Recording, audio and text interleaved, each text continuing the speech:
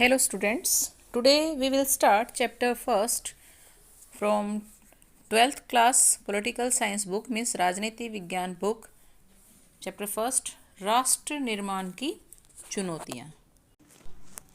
So students, राष्ट्र निर्माण की चुनौतियाँ means जब राष्ट्र का निर्माण हुआ आफ्टर द इंडिपेंडेंस में स्वतंत्रता के बाद जब राष्ट्र का राज्यों का निर्माण हुआ तो उनके सामने क्या क्या समस्या आई, क्या क्या चुनौतियाँ आई। चुनौतियाँ मीन्स समस्याएं, problems. So now we will start from here. Calcutta 1947 means जो राष्ट्र निर्माण की चुनौतियाँ आई थी वो कब आई थी? स्वतंत्रता मिलने के बाद। और स्वतंत्रता कब मिली थी हमें? 15 अगस्त 1947 को। सो कलकत्ता 1947 मीन्स कलकत्ता 1947 में दंगा प्रभावित क्षेत्रों में शांति स्थापित करने के लिए हिंदू और मुस्लिम समुदाय के लोग भारत और पाकिस्तान का झंडा फहराते हुए, मीन्स इस फोटो में दिखाया गया है कि जो पाकिस्तान और हिंदुस्तान मीन्स जो ये पाकिस्तान है वो मुस्लिम लोगों के लिए फ्लैग है, झंडा है जो दिखाया गया है इसमें फ़ोटो में, और ये भारतीयों का। शहर में गश्त कर रहे ट्रकों पर चढ़े इन लोगों का यह चित्र विभाजन की खुशी और त्रासदी। गश्त कर रहे मीन्स घूम रहे, ट्रकों पर चढ़े इन लोगों का यह चित्र, ये जो चित्र है विभाजन की खुशी मीन्स जो बंटवारा हुआ देश का आज़ादी के बाद, तो उस फोटो में हमें खुशी भी देखने को मिल रही है और गम भी मीन्स त्रासदी, या हम कह सकते हैं त्रासदी का मतलब होता है बहुत ज़्यादा विनाश होना या किसी चीज़ का नुकसान होना, दोनों एक साथ बयान करता है। इस अध्याय में आज़ाद हिंदुस्तान के शुरुआती कुछ साल चुनौतियों से भरे थे। सबसे बड़ी चुनौती राष्ट्रीय एकता और अखंडता की थी, मीन्स राष्ट्र को एकता में कैसे बांधा जाए और उसको अखंड कैसे किया जाए, मीन्स वो कभी भी एक दूसरे से अलग ना हो। आज़ाद हिंदुस्तान राजनीति के इतिहास की इस चर्चा की शुरुआत हम इन्हीं चुनौतियों के जिक्र से करेंगे। इस अध्याय में हम देखेंगे कि कैसे 1947 के बाद के पहले दशक में राष्ट्र निर्माण की चुनौती से सफलतापूर्वक निपटा गया, मीन्स उनसे छुटकारा पाया गया। आज़ादी मिली लेकिन देश का बंटवारा भी हुआ। बंटवारे के कारण या विभाजन के कारण बड़े पैमाने पर हिंसा हुई। हिंसा मीन्स मारकाट हुई, मारपीट हुई, लोग विस्थापित हुए मीन्स एक जगह से दूसरी जगह पर उन्होंने प्रस्थापना किया। इस घटना से धर्मनिरपेक्ष भारत की धारणा पर ही आंच आने लगी थी। देशी रियासतों को भारत संघ में शामिल करने का मसला तुरंत हल करना जरूरी था। नेक्स्ट, देश के विभिन्न क्षेत्रों के लोगों की भाषाएं अलग अलग थी। लोगों की आकांक्षाओं का ख्याल रखते हुए देश की अंदरूनी सीमा रेखाएं फिर से तय करनी थी। अगले 2 अध्यायों में हम दूसरी चुनौतियों की भी चर्चा करेंगे। शुरुआती दौर में देश को इन चुनौतियों से निपटना पड़ा था। तो अब हम इस चैप्टर को राष्ट्र निर्माण की चुनौतियाँ इसको डिटेल में पढ़ेंगे, संक्षेप में पढ़ेंगे। अभी तक हमने इसके मेन पॉइंट्स को पढ़ा कि इस चैप्टर के अंदर हमें किस किस चीज़ के बारे में, किस किस टॉपिक के बारे में, विषय के बारे में बताया जाएगा। नए राष्ट्र की चुनौतियाँ। सन 1947 के 14-15 अगस्त की मध्य रात्रि को मीन्स आधी रात के समय हिंदुस्तान आज़ाद हुआ। स्वतंत्र भारत के प्रथम प्रधानमंत्री जवाहरलाल नेहरू ने इस रात विधानसभा के एक विशेष सत्र को संबोधित किया था। उनका यह प्रसिद्ध भाषण भाग्यवधू से चिर प्रतीक्षित भेंट या ट्रिस्ट विद डेस्टिनी के नाम से जाना गया था।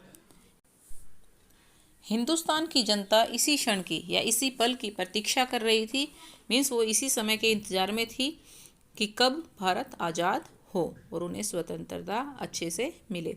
आपने इतिहास की पाठ्यपुस्तकों में पढ़ा है कि हमारी आज़ादी की लड़ाई में कई आवाज़ें बुलंद थी। बुलंद का मतलब अपने लक्ष्य पर, अपने एम पर बिल्कुल साहसिक थी, उनको किसी चीज़ का कोई भी भय या डर नहीं था।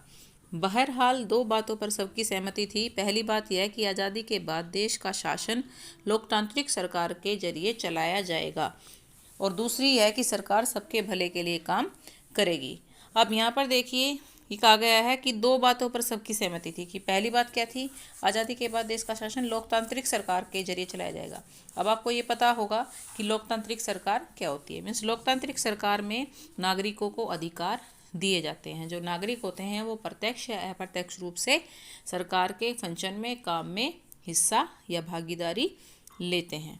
दूसरा था कि सरकार सबके भले के लिए काम करेगी। अब कोई भी गवर्नमेंट है, अगर वो लोकतांत्रिक है, डेमोक्रेटिक है, तो वो नागरिकों के द्वारा चुनी जाएगी या उसमें नागरिकों का पार्टिसिपेशन होगा, भागीदारी होगी। तो ये तो सीधी सी बात है, अगर भागीदारी नागरिकों की होगी और प्रतिनिधित्व नागरिकों के द्वारा चुने जाएंगे उस देश के या उस राज्य के, तो जो सरकार है वो उन लोगों की भलाई के लिए ही काम करेगी। आगे, देश अब आज़ाद हो चुका था और आज़ादी से जुड़े इन सपनों को साकार करने का वक्त आ गया था। यह कोई आसान काम नहीं था। आज़ाद हिंदुस्तान का जन्म कठिन परिस्थितियों में हुआ। मीन्स जब भारत आज़ाद हुआ तो उसकी जो कंडीशन थी, उसकी जो स्थिति थी, वो बिल्कुल डगमगा गई थी, अस्त व्यस्त थी। हिंदुस्तान सन 1947 में जिन हालात के बीच आज़ाद हुआ, शायद उस वक्त तक कोई भी मुल्क वैसे हालात में आज़ाद नहीं हुआ था। आज़ादी मिली लेकिन देश के बंटवारे के साथ। सन 1947 का साल अभूतपूर्व हिंसा और विस्थापन की त्रासदी का साल था। आज़ाद हिंदुस्तान को इन्हीं परिस्थितियों में अपने बहुविध लक्ष्यों को हासिल करने की यात्रा शुरू करनी पड़ी। आज़ादी के उन उथल पुथल भरे दिनों में हमारे नेताओं का ध्यान इस बात से नहीं भटका कि यह नया राष्ट्र चुनौतियों की चपेट में है। 3 चुनौतियाँ। मुख्य तौर पर भारत के सामने 3 तरह की चुनौतियाँ थी, 3 तरह की समस्याएं थी, हम कह सकते हैं। पहली और तात्कालिक जो चुनौती थी, एकता के सूत्र में बंधे एक ऐसे भारत को गढ़ने की या एक ऐसे भारत का निर्माण करने की थी जिसमें भारतीय समाज की सारी विविधताओं के लिए जगह हो। भारत अपने आकार और विविधता में किसी महादेश के बराबर था। मीन्स बहुत बड़ा देश था ये, बहुत ज़्यादा जनसंख्या यहाँ पर निवास करती थी। यहाँ अलग अलग बोली बोलने वाले लोग थे, उनकी संस्कृति अलग थी और वे अलग अलग धर्मों के अनुयायी थे। मीन्स अलग अलग धर्म को मानने वाले लोग वहाँ पर रहते थे। उस वक्त आमतौर पर यही माना जा रहा था कि इतनी विविधताओं में या इतनी विभिन्नताओं से भरा हो कोई देश ज़्यादा दिनों तक एकजुट या एकता में नहीं रह सकता है। देश के विभाजन के साथ, मीन्स देश के बंटवारे के साथ साथ लोगों के मन में समाई यह आशंका एक तरह से सच साबित हुई थी। भारत के भविष्य को लेकर गंभीर सवाल खड़े थे। क्या भारत एक रह पाएगा? क्या ऐसा करने के लिए भारत सिर्फ राष्ट्रीय एकता की बात पर सबसे ज़्यादा जोर देगा और बाकी उद्देश्य को तिलांजलि देगा? क्या ऐसे में हर क्षेत्रीय और उप क्षेत्रीय पहचान को खारिज कर दिया जाएगा?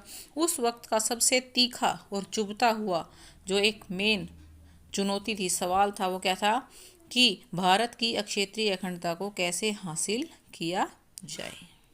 तो स्टूडेंट्स, यहाँ महात्मा गांधी जी ने एक कोटेशन दी थी, अपनी एक परिभाषा दी थी। कल हम अंग्रेजी राज की गुलामी से आज़ाद हो जाएंगे, लेकिन आधी रात को भारत का बंटवारा भी होगा। इसलिए कल का दिन हमारे लिए खुशी का दिन होगा और गम का भी। महात्मा गांधी, ये वर्डिंग महात्मा गांधी जी ने 14 अगस्त 1947 को कलकत्ता में कही थी। Thank you.